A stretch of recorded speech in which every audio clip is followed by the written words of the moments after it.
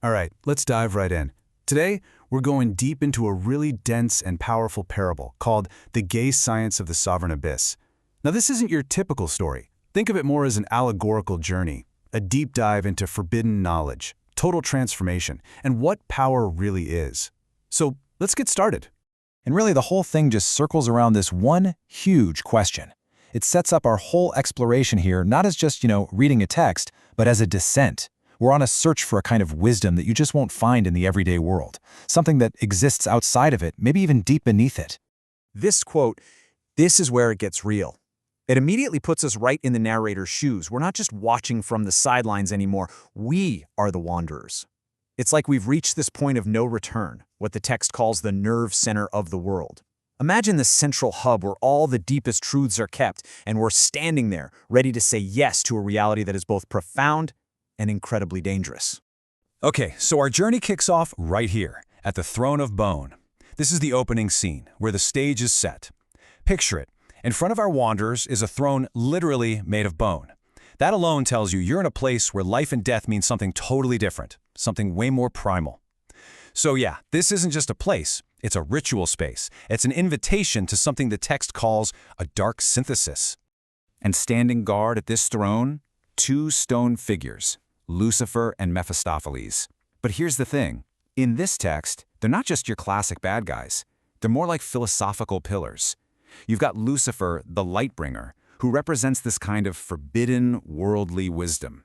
And then there's Mephistopheles, the scorner, who's all about this powerful, defiant rejection of everything conventional. And together, they're guarding these scrolls of forbidden knowledge, basically offering up an invitation to that final synthesis we keep hearing about. So, what exactly is this gay science? I mean, the name itself is a clear nod to Nietzsche, right? But here, it's twisted into something much darker. It's not about finding joy in life as it is. It's about a kind of joyful, worldly wisdom that comes from pure, absolute rebellion. It's this idea of creating your own identity, not despite the cruelty of the universe, but by actually using that cruelty, that void, as the clay to sculpt yourself. And that brings us right to the heart of it all, the two scrolls these statues are holding. Think of them as two different but totally complementary paths leading down into the abyss. One path is all about the external world, and the other, that one's all about looking inward, at the self. You can really see the two sides of this forbidden power laid out here. Lucifer's scroll, that's your how-to guide for the outside world. It's about mapping the market, getting a grip on the global web, and figuring out how to, as the text says, infect and control society from the inside out. But Mephisto's scroll, that's a whole other game. It's completely internal. It's the heresy of the individual, the art of self-creation that lets you rule from this place of absolute inner power. So you've got one scroll for controlling the system and another for mastering yourself. Two sides of the same coin. This quote about Lucifer's scroll, honestly, it's pretty chilling. The knowledge you gain isn't just some strategy you can pick up and put down. It becomes a core, irreversible part of who you are, a biological law. The text is basically saying this transformation is so total that nothing, not even the sun itself, can ever undo it. This downward journey becomes just as natural, just as undeniable as your own DNA. So what's the big takeaway from Mephisto's scroll? It's this: real strength comes from rejection. That feeling of being scorned by the normal world and that scorn you feel right back at it, that's not a weakness. According to this philosophy, it's your anchor. It becomes a source of hardness, of power, that connects you right to the very root and nerve of who you are as a sovereign individual. Okay, so the story is shifting gears now. It's not just about understanding this knowledge anymore, it's about seizing it. This next part is all about that critical moment of choice, where our wanderers finally accept their new roles and finish what the text calls the trial of the depth. And it's not a test of whether they're worthy, it's a test of pure will.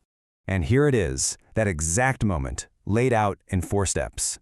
It's a very deliberate, very ritualistic scene. The narrator, who's now described as having a predatory claw, he reaches for the scroll about the world. The Wiccan, she reaches for the scroll about the self. You hear a raven cry out overhead, like a triumphant signal. And that's it. The trial is finished. The choice is made. There is absolutely no turning back now. Wow.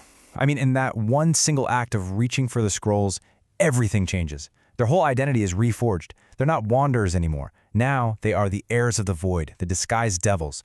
In choosing this, they basically unlocked a secret history, a hidden story of power about the world and about themselves that's been running underneath reality this whole time. So, what happens next? What happens when you actually claim this forbidden knowledge? Well, the world definitely doesn't stay the same. In this next part, we see reality itself start to bend and reshape into what the text calls a grand, unholy theater. And the effects are immediate, and they're huge. The murals on the cave walls, which were just static images, they start to breathe. The city up on the surface is no longer just a city, it's become a stage for sacrifices and revelations. This knowledge they've taken, it's like a key that unlocks the cages people live in, and by doing that, it lets this primal beast, this raw, untamed will, return to its sovereign home. It's interesting. The text then lays out the power structure of this new reality almost like a corporate flowchart for a hostile takeover. The roles are super clearly defined. The narrator becomes the tarantula preacher, and he's the conductor of this whole new show. The Wiccan is the catalyst, the one sparking all the internal, individual changes. And the victim in all this, it's the entire system, society itself, the marketplace bazaar. It's now just the stage for their huge, complex plan. Everything we've talked about has been leading up to this one moment, the synthesis, the final merging of those two types of knowledge. This is the climax of the whole parable, a final world-changing event that's set off by a sovereign light and the first hissing word.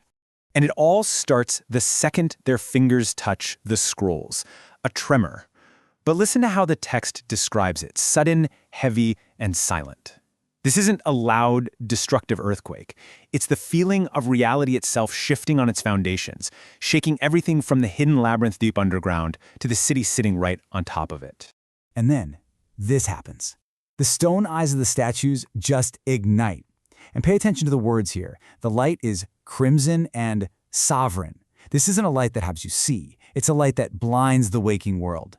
It's the signal that one way of seeing reality is over and another is being born, violently.